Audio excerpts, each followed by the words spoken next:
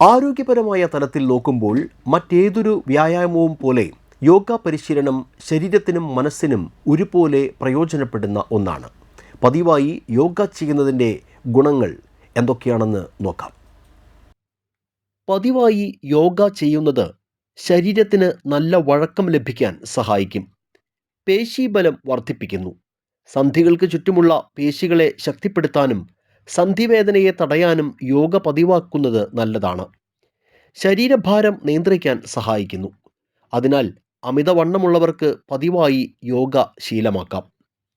രോഗപ്രതിരോധ സംവിധാനം കൂടുതൽ ശക്തമാക്കാനും യോഗ ചെയ്യുന്നത് നല്ലതാണ്.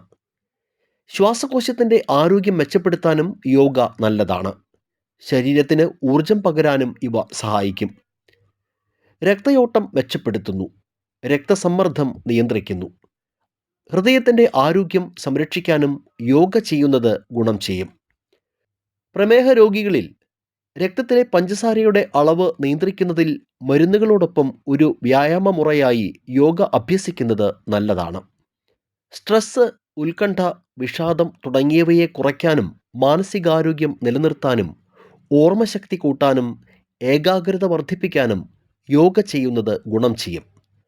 പതിവായി യോഗ പരിശീലിക്കുന്നത് നല്ല ഉറക്കം ലഭിക്കാനും സഹായിക്കും.